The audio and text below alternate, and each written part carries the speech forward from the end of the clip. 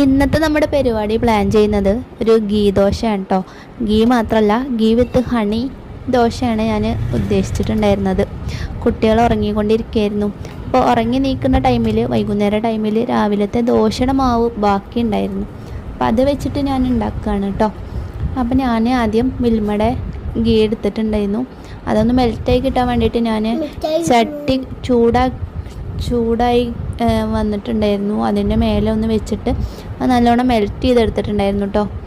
പിന്നെ ഞാൻ അതിക്ക് നമ്മുടെ ഹണിയും കൂടി ഒഴിച്ച് വെച്ചിട്ട് നല്ലോണം മിക്സ് ചെയ്ത് കൊടുത്തു കേട്ടോ. നല്ലൊരു സ്മെല്ലൊക്കെ വരുന്നുണ്ടായിരുന്നു മിക്സ് ചെയ്തപ്പോൾ തന്നെ, ഗീൻ്റെയൊക്കെ ഒരു സ്മെല്ല്. പിന്നെ ഞാൻ ബാക്കിയുള്ള മാവല്ലേ അത് വെച്ചിട്ട് നല്ലൊരു ദോശയ്ക്ക് നല്ലോണം പരത്തി ചുട്ടെടുത്തു കേട്ടോ. എന്നിട്ട് അതിൻ്റെ മേലെ നമ്മുടെ ബ്രഷ് ഉപയോഗിച്ചിട്ട് നല്ലോണം മറ്റേ നമ്മുടെ ഈ മിക്സും കൂടി തേച്ച് കൊടുത്തിട്ടോ. എല്ലായിടത്തും എത്തുന്ന രീതിയിൽ നല്ലോണം തേച്ച് കൊടുത്തിട്ടോ. പിന്നെ അത് നല്ലോണം മുരിയാൻ വേണ്ടിയിട്ട് വെയിറ്റ് ചെയ്യാണ് കേട്ടോ ഇനി വേണ്ടത്.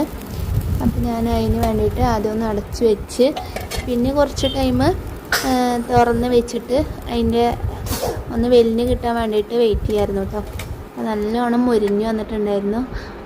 അപ്പം ഞാനത് വേറെ പ്ലേറ്റിലേക്ക് മാറ്റി. പിന്നെ ഇതുപോലെ 3 ചുട്ടെടുത്തു. നല്ലോണം മുരിച്ചെടുക്കണം, എന്നാലുള്ളൂ അതിങ്ങനെ ഹണിയുടെ തിന്നും. നല്ല ഗീയല്ലേ കേട്ടോ, ആരോഗ്യത്തിനും നല്ല ഐറ്റംസുകൾ തന്നെയായിരുന്നു. ദോശയുടെ പോലത്തെ കൊടുക്കുമ്പോൾ അവർക്ക് വലിയ ഇഷ്ടമല്ല. ഇതുപോലെ നല്ലോണം മൊരിയിച്ച് കൊടുക്കുക. അങ്ങനെ മിക്സ് കയ്യോളമാണ് ഞാൻ ദോശ ചുട്ടോണ്ടിരുന്നു. അങ്ങനെ നമ്മുടെ മിക്സൊക്കെ തീർന്നു കേട്ടോ. പിന്നെ ഇതിൻ്റെ കൂടെ ഒരു നൈസ് കട്ടൻ ചായ ഉണ്ടാക്കി. ഒരു ഏലക്കായൊക്കെ ഇട്ടിട്ട്, വളരെ കുറച്ച് പൊടി മാത്രമേ ഇവിടെ ഇടാറുള്ളൂ കേട്ടോ. അപ്പോൾ നൈസായിട്ടൊരു കട്ടൻ ചായ ഉണ്ടാക്കി. കുട്ടിക്ക് നല്ല ഇഷ്ടമായിക്കൊണ്ടോ. അപ്പോൾ കട്ടൻ ചായയും അതിൻ്റെ കൂടെ ഈ ദോശയും നല്ല ടേസ്റ്റ് ആയിരുന്നു കേട്ടോ. സൂപ്പർ.